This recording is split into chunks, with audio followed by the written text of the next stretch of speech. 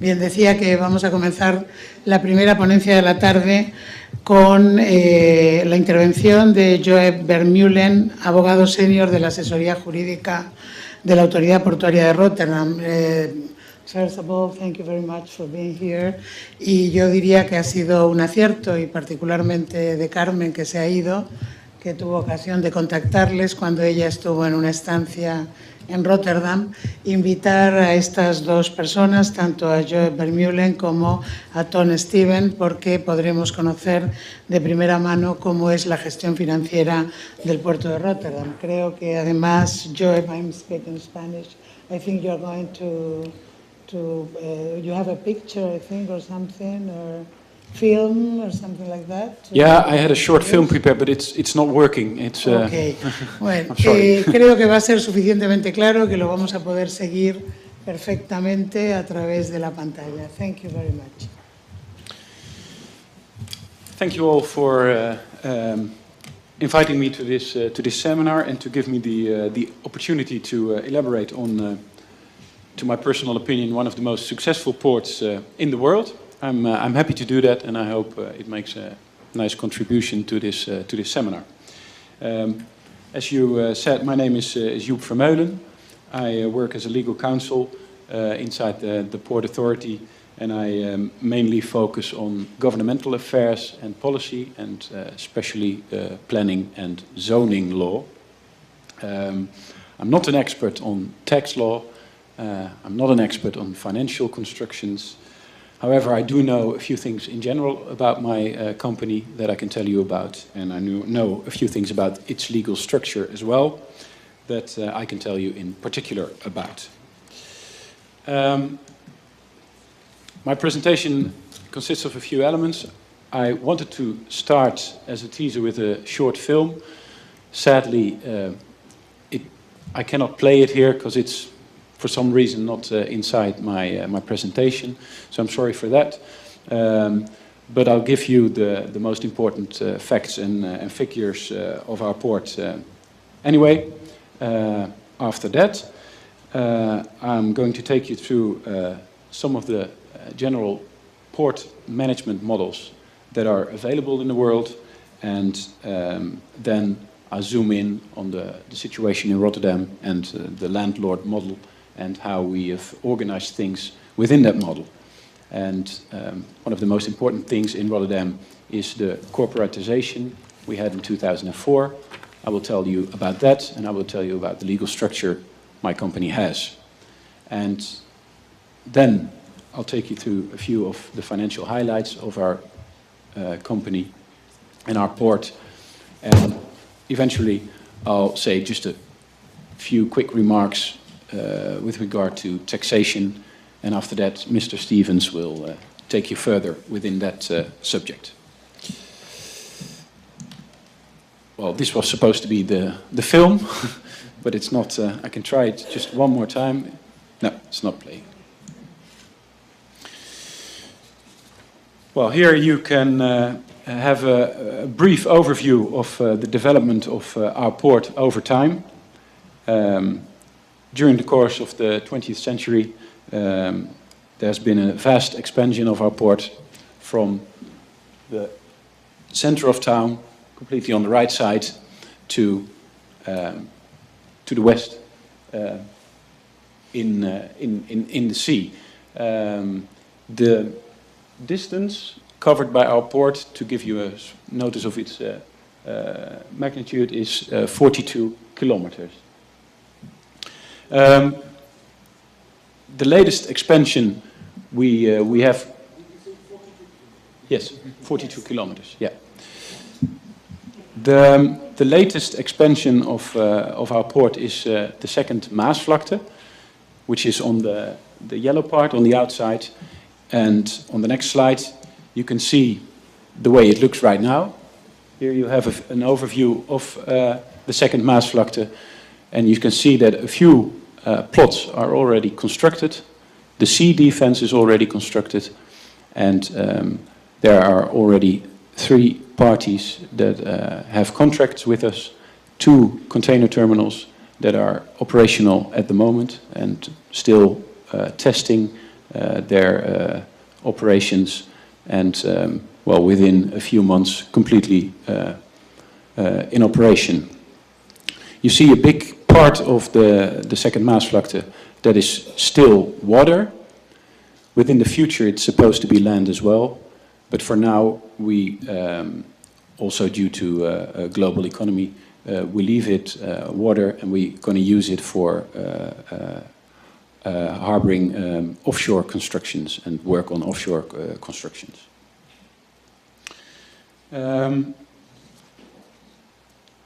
If we take a quick look at... closer? Okay. If we take a quick look at the most important figures of our port, you can see it's just over 30,000 acres big, half of it net land plots for our clients. In total, the Port of Rotterdam employs 150,000 people. Its total added value to the Dutch economy is about 10.3 billion euros every year. We have a throughput of approximately 450 million tons, 12 million TEU. The depth of the majority of our port is up to 24 meters, so no tidal restrictions for even the biggest ships.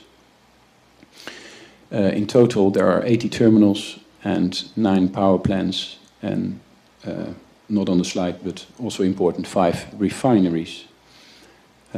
In total, we have 3,000 companies in our port area, and the Port of Rotterdam is the largest port in Europe. If we zoom in on the throughput, you can see that liquid bulk, crude oil and mineral oil products, and containers are the most important segments in our port.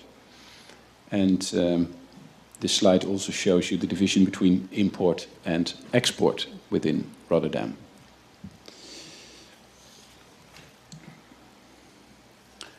Here you can see the division between all the different segments. So 45% of what we do in Rotterdam is liquid bulk. And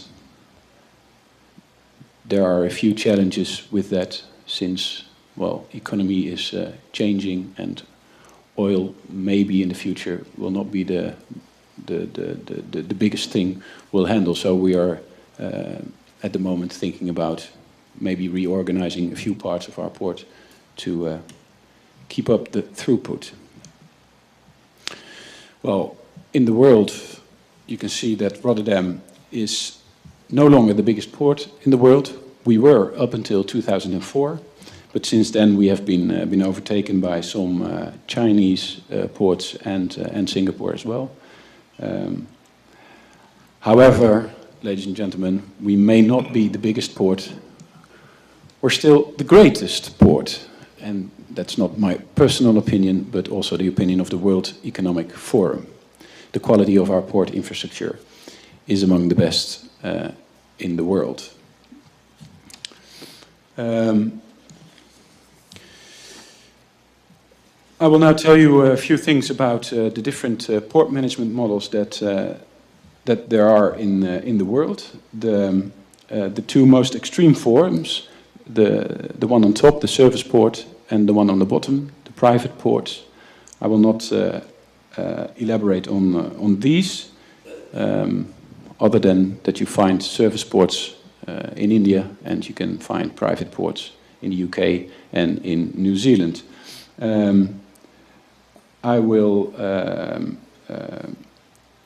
tell you a few things about the two port management models in between those two extremes, the tool port and the landlord port.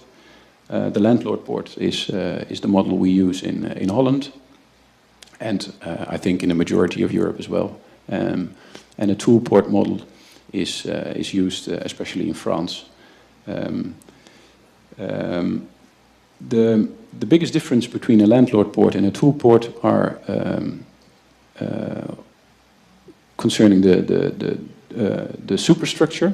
In a landlord port, the superstructure is managed privately, and in a tool port, it is managed publicly. And that means that the superstructure and the cargo handling equipment as well are owned and manned by the port authority. And also the most port services like towing, mooring, pilotage are done by the port authority. That last part, the port services, that is not really the problem with the toolport model, but the problem with the toolport model, the essential problem with that model is the way the superstructure is organized. In essence, there is a split operational responsibility here. You have the port authority that operates the cargo handling equipment, whereas the private cargo handling firm has signed the contract with the ship owner and the cargo owner. And therefore, he's the one that in a contractual way is responsible for the cargo handling, but he's not the one that's taking care of it. So he's not fully in control of everything he wants to be in control of.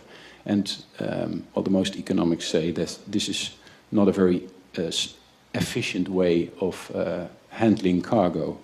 And therefore, I think the toolport model is declining, and most of the toolports are trying to make a change towards the landlord model. However, there are situations where a toolport model can be very handy, and especially in a situation where you have maybe a greenfield and you want to establish a new port, or maybe you want to change an old port to a new port, and you have a private sector which is not financially liable, not bankable, so to say. If that's the case, then a toolport model might come in handy, because that gives the government an opportunity to invest, not only in the port infrastructure, but also to invest in the superstructure. And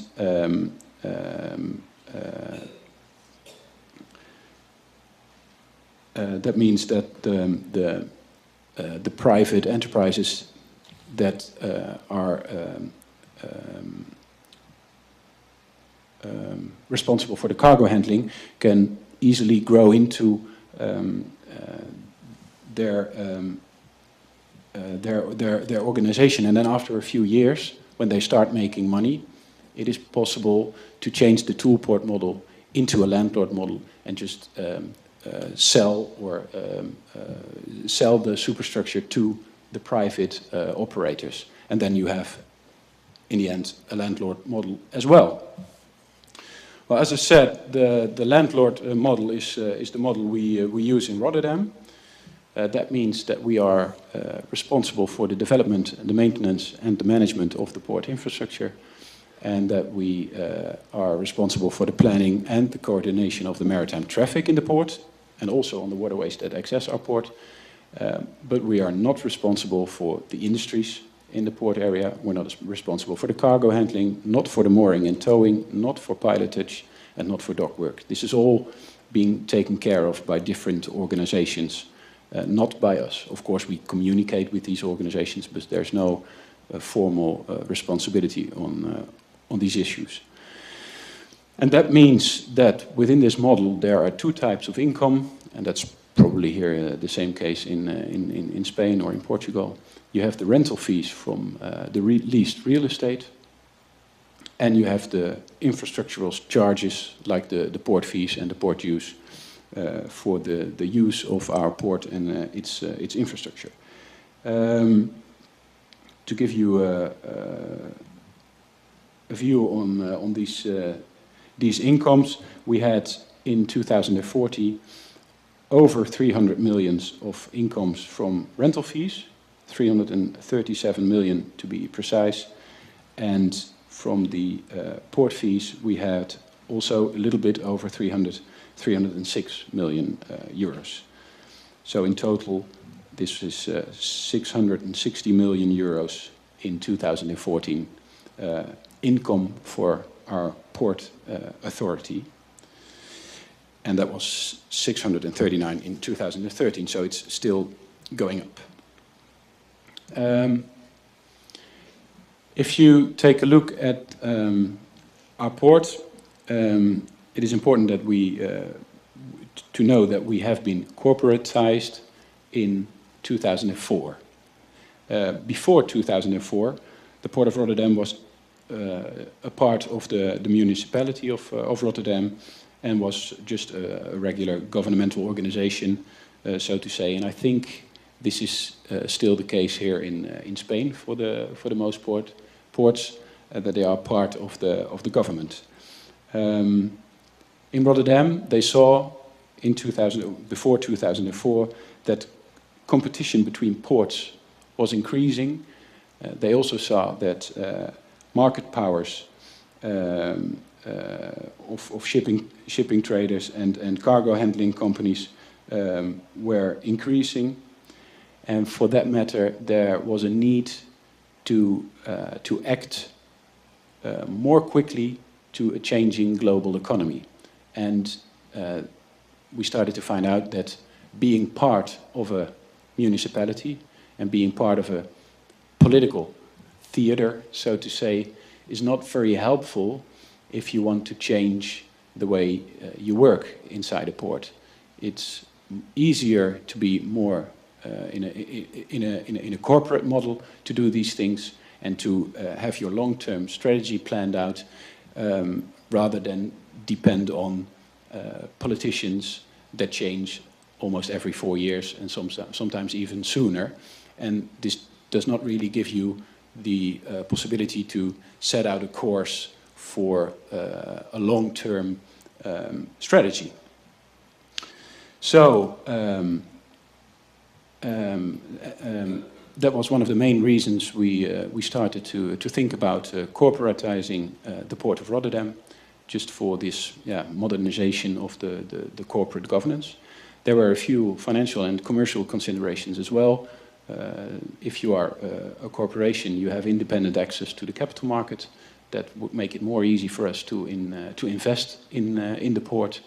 Well, you have this, of course, corporate identity when you are corporatized, and this gives you stronger branding options throughout the world. And the corporatization, that was also a very important part, made it possible for the state to become shareholder of our company as well, and that gave the state the opportunity to invest money in Maasvlakte 2. I will tell you a bit more about that later on.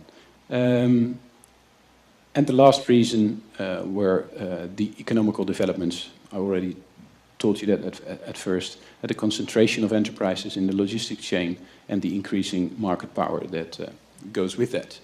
And so therefore, the decision was made to corporatize the Port of Rotterdam, and a few years later, at first the municipality was holding all the shares, so 100%, and after a few years when we started to create the second Maasvlakte, the state became a shareholder as well, and they've invested for around 700 million euros in the Maasvlakte 2, not in the plots of land that we are going to lease out, but that money was used to make the sea defense surrounding the second Maasvlakte.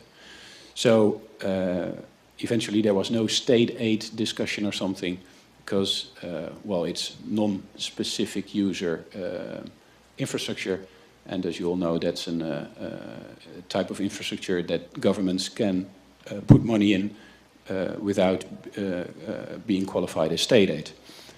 To be certain, we had this approved by Brussels, and they concluded as well that there was no state aid involved.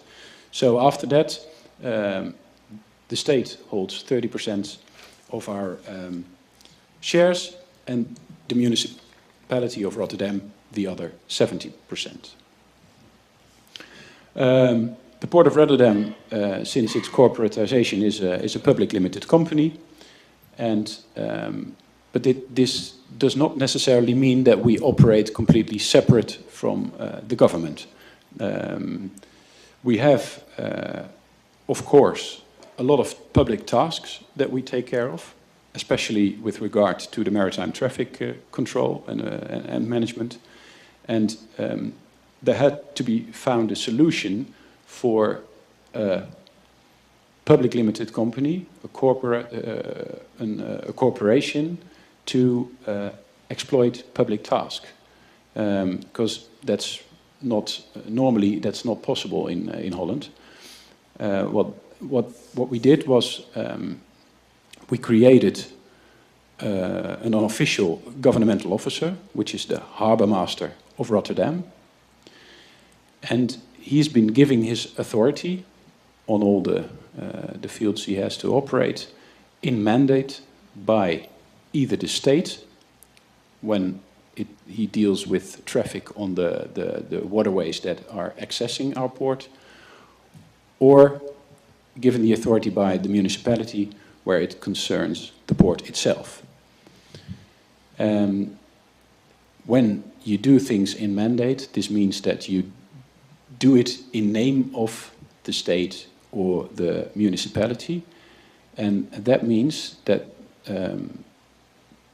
both the municipality and the state wanted to make certain that the responsibility for the way he exploits his public tasks is not towards our board, not towards the board of the corporation of the Port of Rotterdam, but he's directly responsible towards the municipality and towards the state. And this all has not been set out in a law or something, but there is a Harbour Master Covenant which is signed by the state, the municipality, our organization, and the Harbour Master itself. The only thing our port does is employ and facilitate the Harbour Master. So we have to pay for his public tasks, and we have to pay him more or less what he demands. Of course, there are a few checks and balances, but what he deems necessary for his public tasks needs to be provided by the public limited company.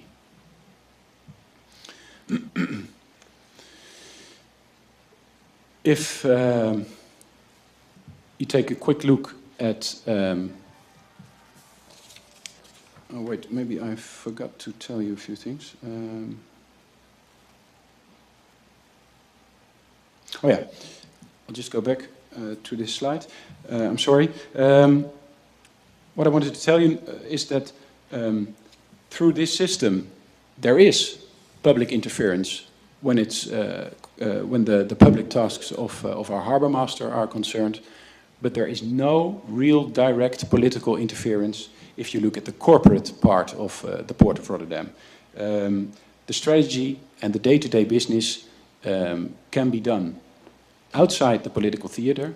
However, the municipality of Rotterdam has its ways of influence since it has the majority of the shares. So the really important decisions we make can be controlled by them. So it's not that they just gave the port away. They have their influence, but in a more corporate setting and without any direct political interference.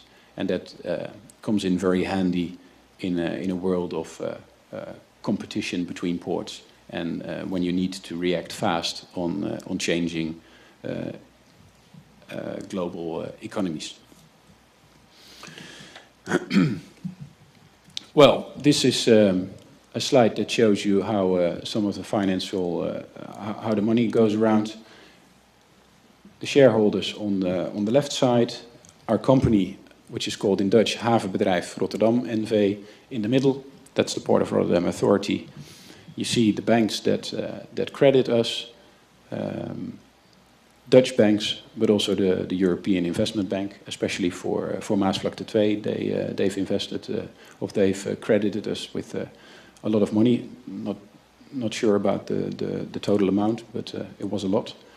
And this money is invested by us within the port infrastructure, of course, and also within the projects of the companies that are inside the port area. For instance, if terminals are created, we invest in the cables, we invest in the jetties, and they eventually rent it out from us. But they invest in superstructure and buildings needed for their companies, and they have their own project finance investors for that.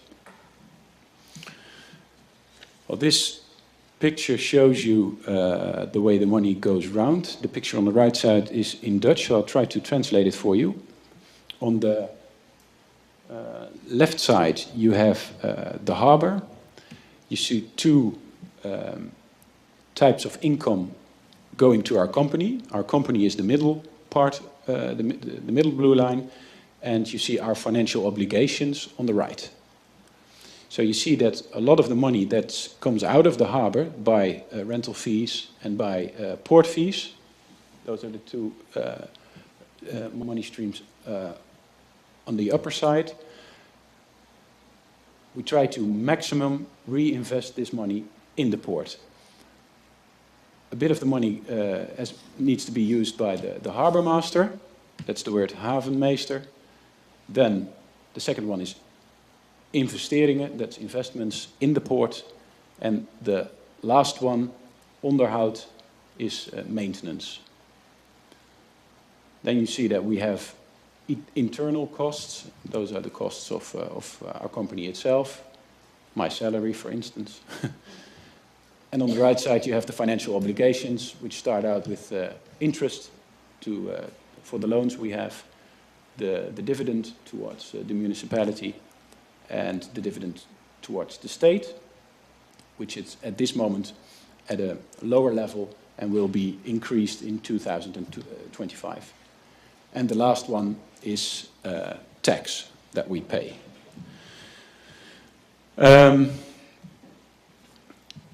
Well, this financial framework is based on an A rating, and that, of course, is important for optimal conditions to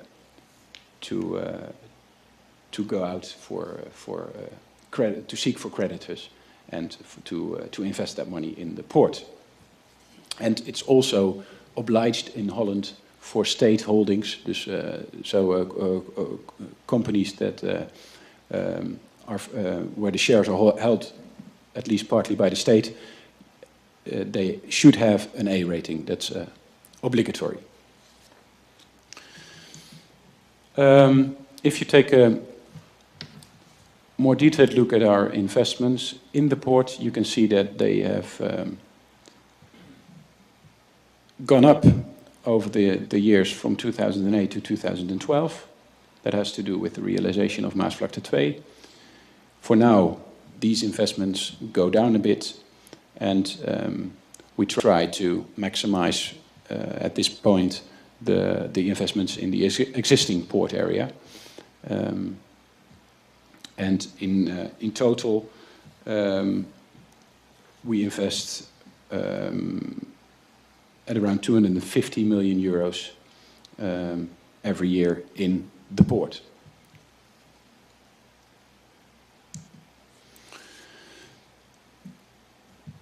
Well, these are the investments by port segment. Well, it speaks for itself. And then finally some concluding remarks on the tax challenge that we have. We pay tax, of course, you saw that in the previous slide, but we only pay tax for the value-added tax. And at this point, our company does not pay any corporate income tax. That's normal in Holland for state-owned companies. But there is a discussion with Brussels about this exemption, whether or not this exemption is in accordance with the EU treaty. Mr. Stevens will tell you more about that. The only thing I'd like to state out is that for our company, of course, it is very important that all ports in Europe are treated equally with regard to state aid. And well, there should be a level playing field, of course, and to our personal opinion, that's not always the case. And there are parts in Europe where ports are don't need to earn the money they invest in the ports themselves, but are given this money quite easily by the states. And well, that has to change first. And when there is a level playing field, then of course our company is glad to pay corporate income tax, of course. Well, thank you for your attention, and I hope you have a nice conclusion to this seminar. It's, ok, bueno, creo que va a ser suficientemente claro, que lo vamos a poder seguir perfectamente a través de la pantalla. Thank you very much. Thank you all for inviting me to this seminar and to give me the opportunity to elaborate on, to my personal opinion, one of the most successful ports in the world. I'm happy to do that, and I hope it makes a nice contribution to this seminar. As you said, my name is Joep Vermeulen. I work as a legal counsel inside the Port Authority, and I mainly focus on governmental affairs and policy, and especially planning and zoning law. I'm not an expert on tax law. I'm not an expert on financial constructions. However, I do know a few things in general about my company that I can tell you about. And I know center of town, completely on the right side, to the west, in the sea. The distance covered by our port, to give you a notice of its magnitude, is 42 kilometers. The latest expansion we have. Yes, 42 kilometers. Yeah. The latest expansion of our port is the second Maasvlakte, which is on the yellow part on the outside. And on the next slide, you can see the way it looks right now. Here you have an overview of the second Maasvlakte, and you can see that a few plots are already constructed. The sea defense is already constructed, and there are already a few things about its legal structure as well that I can tell you in particular about. My presentation consists of a few elements. I wanted to start as a teaser with a short film. Sadly, I cannot play it here because it's for some reason not inside my presentation, so I'm sorry for that. But I'll give you the most important facts and figures of our port anyway. After that, I'm going to take you through some of the general port management models that are available in the world, and then I'll zoom in on the situation in Rotterdam and the landlord model and how we have organized things within that model. And one of the most important things in Rotterdam is the corporatization we had in 2004. I will tell you about that, and I will tell you about the legal structure my company has. And then I'll take you through a few of the financial highlights of our company and our port. And eventually I'll say just a few quick remarks with regard to taxation, and after that Mr. Stevens will take you further within that subject. Well, this was supposed to be the film, but it's not. I can try it just one more time. No, it's not playing. Well, here you can have a brief overview of the development of our port over time. During the course of the 20th century, there's been a vast expansion of our port from the